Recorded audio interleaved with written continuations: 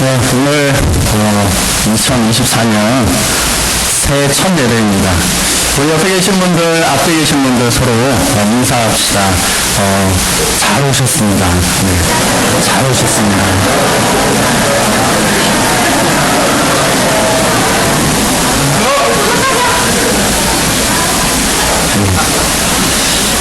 말씀의 제목을 무슨 말씀을 하시든지 그대로 하라라고 이 제목으로 오늘 나누겠습니다.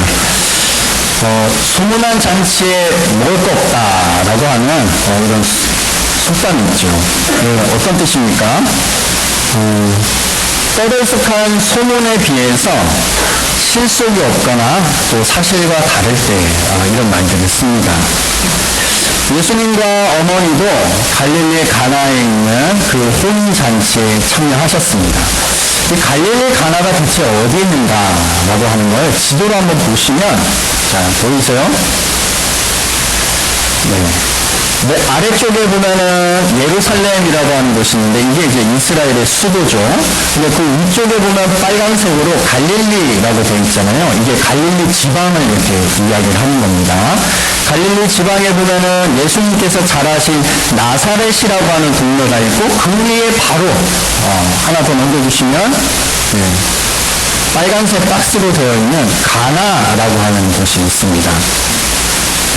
이 가나에서 혼인 잔치가 있었던 것이죠. 이 가나는요, 소문난 잔치집은 아니었습니다. 기껏해야 한 20여 가구가 살았던 그런 조그마한 동네였고, 하지만 이 잔치에 먹을 것이 없기는 했습니다. 바로 포도주가 떨어진 거죠. 사진 하나 보여주시면, 이거를 상상해서 그린 그림인데, 이 혼인잔치에 정말 많은 사람들이 이 동네에서 저 동네에서 초대받아가지고 이렇게 모여서 지금 잔치를 벌이고 있는 겁니다. 예수님 당시에는 이 잔치를 1주일에서 2주일 정도 이렇게 길게 이 잔치를 했다라고 합니다. 손님들이 먹어야 할 충분한 음식을 준비하고 또 그것 중에 가장 중요했던 것이 뭐냐면 포도주를 넉넉하게 준비해야 하는 것입니다. 이 잔치에 음식이 떨어진다라고 하는 것은 주인의 망신이고 또한 초대하신 손님들에 대한 큰 신뢰가 되는 것이죠. 그러므로 이 잔치에 포도주는 떨어져서는 안 되고 그런 일들은 절대로 있어서는 안 되는 것이었습니다. 작은 시골 마을 가나에서 포도주를 어디 가서 사올 수 있는 그런 상황도 아니었기 때문에 그런 거죠. 참으로 난감한 일이 벌어진 것입니다. 이때 예수님의 어머니 마리아가 예수님께 찾아갔습니다. 아들아, 이 집에 포도주가 떨어졌단다. 그러자 예수님께서 대답하셨습니다. 여자여, 나와 무슨 상관이 있나이까?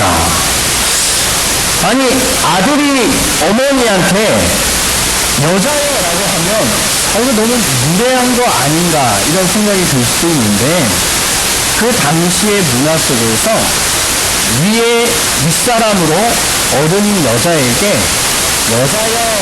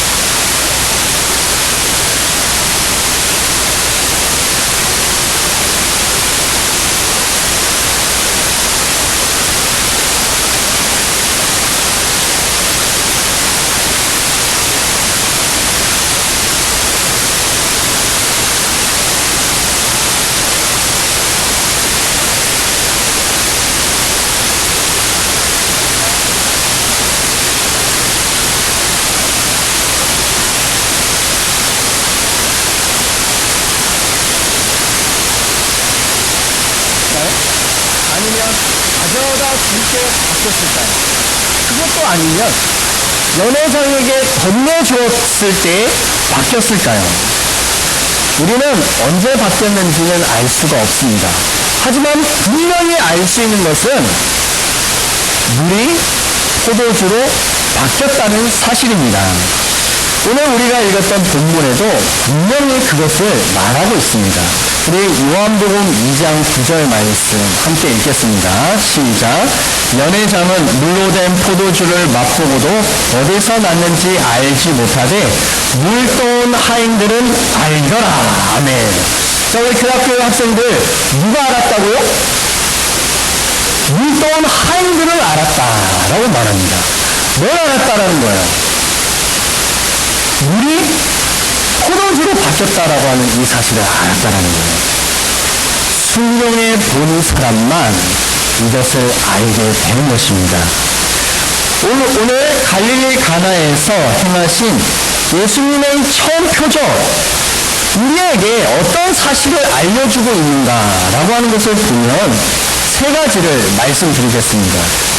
첫 번째는 갈릴리 가나와 같은 인생이라 할지라도 괜찮다라는 거예요. 갈릴리 지방은 외진 곳이었습니다. 그리고 그곳에서도 더 구석에 있었던 곳이 가나였던 것이죠. 어쩌면 조암처럼 그런 곳이 아닐까 이런 생각을 해봅니다. 조암은 어떤 곳이에요? 서울의 1.4배 크기의 화성시에서도 서남부권에 구석탱이 있어요. 네.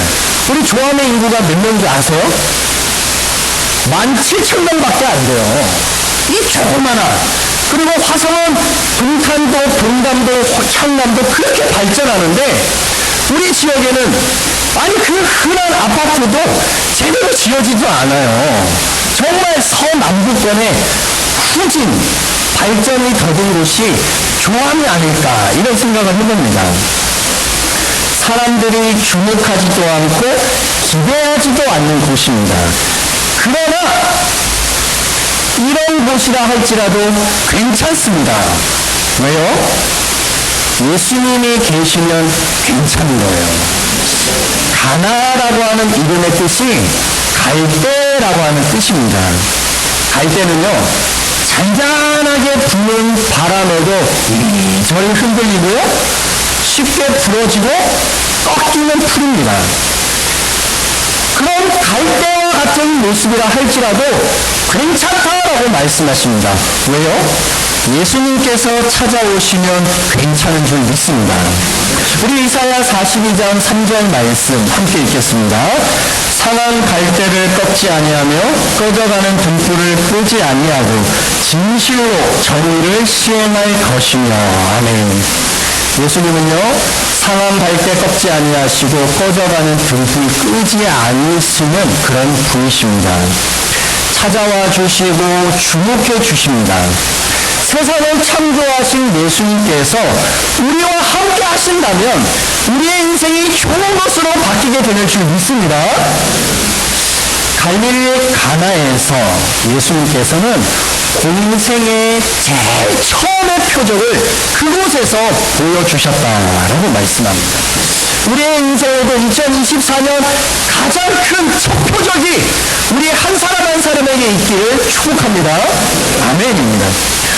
두 번째 잔치에 포도주가 없는 인생이라 할지라도 괜찮다라고 말씀합니다. 혼인잔치에 충분한 음식과 포도주를 준비했을 것입니다. 사람은요, 자기가 어떤 것을 계획할지라도 실수하게 되어 있어요. 실패하게 된다라는 겁니다. 자기가 꿈꾸고 있는 완벽한 계획이라 할지라도 생각하지도 못한 상황 속에서 사건이 터지고 사고가 일어나는 것입니다. 학생들 같은 경우에는 밤을 새가지고 열심히 공부했는데 학교 가보니 시험지를 딱 받아보니 알고 보니나 시험 범위를 잘못하는 거예요. 네, 얼마나 황당하겠습니까? 등산이며 달리기며 심지어 42.1km의 마라톤을 완주할 정도로 건강을 챙기고 자기의 건강만큼은 자신 있다라고 하는 사람마저도 밤새 안녕이라고 하는 말처럼 어느 순간 밤에 잠을 자다가 심장이 멈춰버릴 때가 있다라는 거예요. 때로는 뇌졸중으로 그렇게 고통당하는 그런 사람들도 있는 것입니다. 이게 인생이라는 거예요. 그러므로 우리는 늘 하나님 앞에서 겸손해야 할 줄 믿습니다. 우리 잠언 16장 9절 말씀 함께 읽겠습니다. 사람이 마음으로 자기의 길을 계획할지라도 그의 걸음을 인도하시는 이는 여호와시니라. 아멘. 우리가 그 계획을 세울지라도 하나님을 의지하고 하나님께 맡겨야 할 줄 믿습니다. 설령 우리의 인생에 포도주가 떨어지는 일이 있다 할지라도 예수님이 계신다면 괜찮습니다. 왜냐하면 물이 포도주로 바뀔 것이기 때문인 것이죠. 그러므로 우리의 삶에 가장 중요한 것, 세 번째가 무엇이냐? 그것은 예수님의 어머니처럼 예수님께 간구해야 합니다. 기도해야 한다는 것이죠. 또한 하인들처럼 순종해야 할 줄 믿습니다. 어머니 마리아가 예수님께 나와서 포도주가 떨어졌다라고 하는 이 상황을 설명했습니다. 이처럼 우리도 예수님께 우리의 마음을 알려드려야 돼요. 그게 뭐예요? 그게 기도다라는 것이죠. 기도해야 변화가 일어나는 줄 믿습니다. 아멘입니다. 또한 마리아가 하인들에게 무슨 말씀을 하시든지 그대로 하라라고 했던 것처럼 하인들도 그대로 물을 떠다가 갖다 주었습니다. 우리도 주님께서 우리에게 말씀하시는 것이 있다면 그대로 순종해야 할 줄 믿습니다. 오늘 우리가 읽었던 본문 1절에 보니까 사흘째 되던 날에라고 말씀합니다. 사흘째 되던 날에 물이 포도주로 바뀌었다라는 것이죠. 예수님은 십자가에 죽으시고 사흘째 되던 날에 부활하신 줄 믿습니다. 십자가에서 흘리신 그 붉은 피가 우리를 구원해 주신 것이죠. 우리가 예수님의 피를 마시고 예수님의 살을 먹을 때 우리도 영원한 생명으로 살아나게 되는 줄 믿습니다. 잔치집에 있었던 사람들이 새 포도주로 인하여 기뻐하였고 즐거워하였습니다. 행복한 잔치가 될 수 있었던 것이죠. 이와 같이 우리들도 십자가에서 죽으신 예수 그리스도 그 주님과 함께 내가 죽고 예수로 사는 이 삶을 살게 된다면 우리의 삶에 변화가 일어나야 되는 줄 믿습니다. 예수님의 살인 하나님의 말씀을 매일매일 먹고 또 그것을 우리의 삶에 적용해야 하는 것이죠. 또한 예수님의 피 십자가의 그 보혈을 우리의 삶에 늘 적용해서 내 생각이 죽고 예수님의 생각으로 살아가는 것을 결단해야 할 줄 믿습니다. 우리 2024년의 표가 뭐죠? 우리 한번 읽어볼까요? 말씀과 기도로 거룩하라 라고 되어 있습니다. 말씀과 기도는 우리의 삶에 영혼의 밥이고 영혼의 호흡입니다.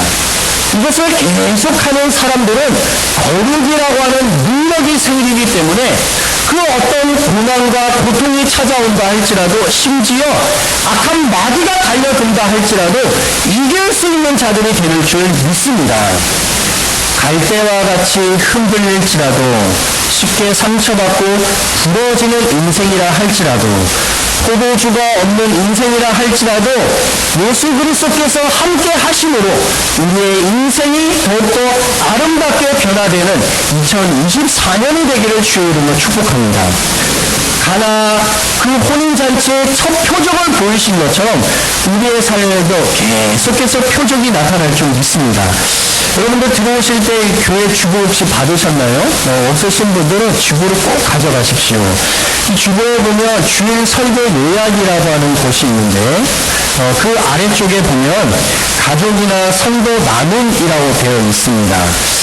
여러분들 오늘 3대 예배를 드렸기 때문에 자녀들과 함께 예배드리는 성도들은 집에 돌아가셔서 저녁에 꼭 나눔을 하십시오.